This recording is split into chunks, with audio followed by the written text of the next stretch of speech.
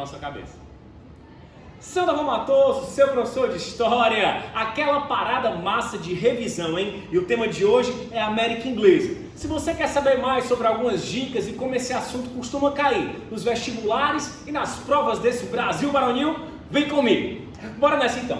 Falar de América Inglesa é falar o quê? De uma expansão marítima tardia. Você precisa saber que, diferentemente de Portugal e de Espanha, a Inglaterra ela vai demorar a se lançar na expansão marítima. Aí você me pergunta, por que no bom inglês? What, teacher? Why? Né? Por que, professor, a Inglaterra demora a se lançar na expansão marítima? Vem comigo, olha aqui, ó. Nós vamos ter diversos conflitos internos. Desde a época da Idade Média, da Baixa Idade Média, com a Guerra dos 100 Anos, entre França e Inglaterra. A Inglaterra perde, vai se fragilizar. Nós vamos ter a Guerra das Duas Rosas, disputas internas. Nós vamos ter depois a grande confusão do Henrique VIII e a reforma protestante anglicana. E logo em seguida, no século XVII, as revoluções inglesas e a Revolução Puritana e Gloriosa. Tudo isso vai fazer com que eu tenha conflitos internos intensos que acabe prejudicando essa expansão. Pegou? Além disso, essa expansão marítima tardia vai acabar encontrando na Espanha um aliado. Em que sentido? Pelo Tratado de Tordesilhas, as terras que pertenciam à Espanha foram ocupadas somente até a Flórida. Por que a Espanha não ocupa o norte?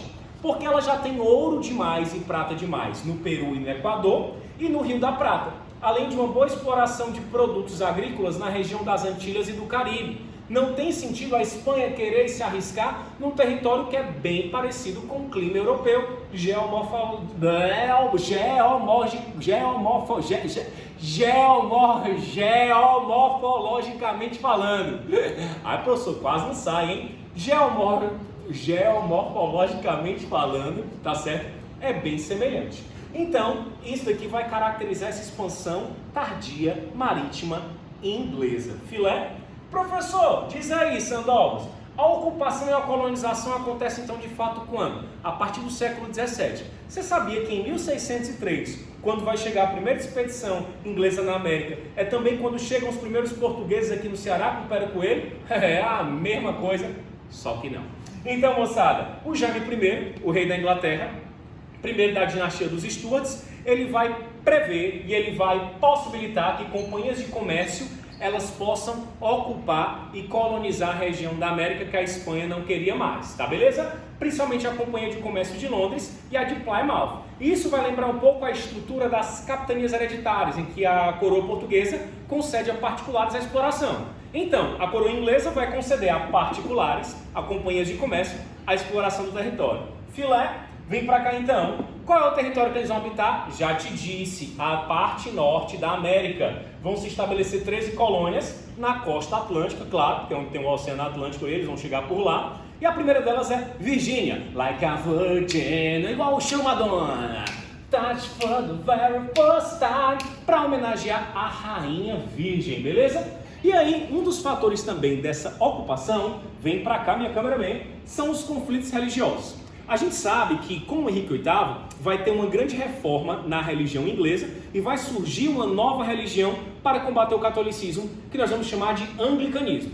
Além do anglicanismo, além do catolicismo, na Inglaterra vai ter um grupo também de puritanos, que vão experimentar muito da ideologia ali da reforma protestante calvinista. O que vai acontecer então? Essa revolução puritana que vai acontecer no processo de tentativa de tomada do poder pela burguesia, ela vai gerar uma alta migração. Já imaginou? Você ficaria numa Inglaterra que está tendo muito conflito e muitas mortes por conta também de religião? Não. Então, puritanos, católicos, quakers e amish, eles vão acabar então procurando liberdade e paz, saindo da Inglaterra e indo para um novo mundo. Olha, eu vou lhe mostrar. É mais ou menos assim, Aladim. Então, além dessa galera toda, nós vamos ter africanos escravizados. E eu te digo já para que lugar eles foram. Beleza? Além dessa turma toda, os camponeses vão migrar também. Por que, Sandovos? Por conta da política de cercamento. Cancelamento, quase isso. Cercamento é o seguinte, a galera começou a cercar literalmente as terras comunais. Lembra da Idade Média? O feudo, ele tinha o manso senhorial, o manso servil e a terra comunal, que era onde eu podia caçar, plantar e tirar... Plantar não. Caçar, pescar e tirar lenha. Quando eu cerco essa terra que o pobre, que o camponês podia usar, e digo que ele não pode mais usar porque eu vou botar ovelha para tirar lã para a Revolução Industrial ali na Inglaterra, ele vai para a cidade. Então eu vou ter um êxodo rural. A política de cercamento, que é a tomada das terras comunais e o cercamento dessas terras, vai fazer com que os camponeses se empobreçam ainda mais, façam um êxodo rural, nas cidades aumentem as tensões. Então esses caras também vão acabar indo para a América. Beleza? Esses puritanos, principalmente, buscando liberdade, vão fazer o pacto de Mayflower. Que chique esse professor bilíngue, que prevê muito a questão da liberdade. E lembra que esses migrantes, eles vão fazer uma servidão por contrato. O que é isso? A companhia de comércio paga a tua passagem, paga os teus gastos e em troca, tu tem que trabalhar. No work, no pay, no gain. Tá certo, pessoal? E aí depois eles acabam conquistando as terras. Vem mais pra cá. Quando eles chegam nessas terras, é claro que eles vão se deparar com povos originários. Estima-se que havia mais ou menos uns 850 mil nativos. Esses nativos eles eram caçadores, coletores e seminômades. Então eles não ocupavam literalmente o mesmo espaço, mas sim um macro espaço em que ficavam ali se revezando. Eles tinham diversidade cultural extrema, gigante, vários dialetos, várias culturas e curiosidades entre eles, tá certo? A gente vai ter por parte desses colonos um desinteresse catequético. Como a maioria é puritana, eles não querem catequizar esse povo. Então isso abre margem para o extermínio e para a fuga desses nativos cada vez mais para o oeste. A região dos caras é politeísta, xamânica, usam elementos da natureza. Eles vão sofrer muita perseguição, é tanto que em 1850 só vão ter 250 mil, mais ou menos. Mas ainda assim é um processo de resistência por parte deles, tá?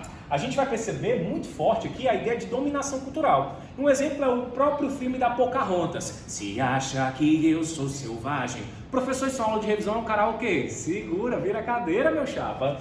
E aí a gente vai mostrar como a Pocahontas ela é utilizada para cada vez mais esse branco fazer a sua dominação cultural. Tá certo?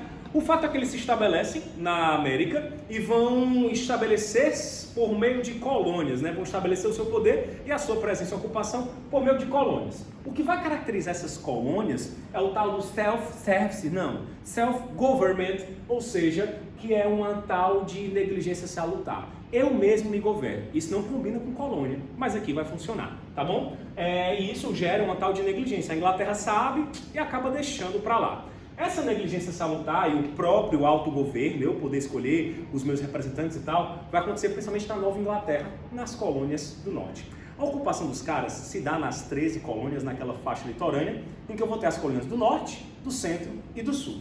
As colônias do sul são as mais interessantes. Por quê? Porque o clima de lá vai favorecer o estabelecimento de plantation. O que é plantation?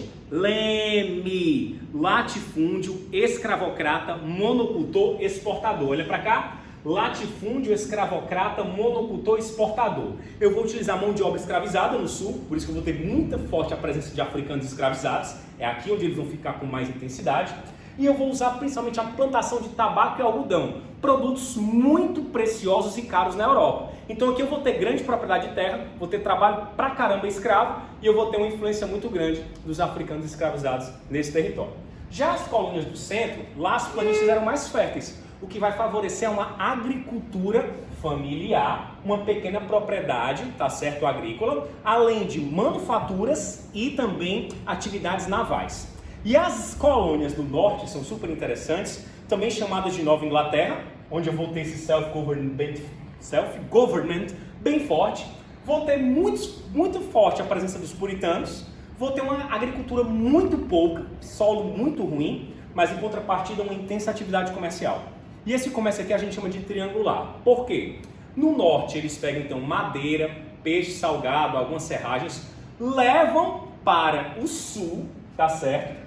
Na verdade, eles vão levar a madeira e o peixe para as Antilhas, ali no Caribe. Lá eles trocam por rum e por melaço. Aí ele pega esse rum e esse melaço e leva para a África. Ele troca por escravizados africanos. E leva esses africanos escravizados para o sul. Beleza? Então, um tipo de comércio triangular, que em tese não poderiam fazer isso, porque isso é atividade metropolitana, mas por conta da negligência salutar, eles faziam essa questão. Esse assunto de América Inglesa, principalmente o começo, o que mais cai? Por que a Inglaterra tem uma expansão tardia? Onde que ela vai ocupar? Onde ela vai colonizar? Quem são os seus migrantes, tá certo? E os tipos de colônia. É mais ou menos isso aí que a gente vê por aí. Uma dicasinha para você ter um bom desempenho. Quer saber mais um pouco sobre esse assunto? Sandoval Matoso, seu professor de História, vem comigo. Vamos filmar o quadro aí pra galera ver e bater o print, ó.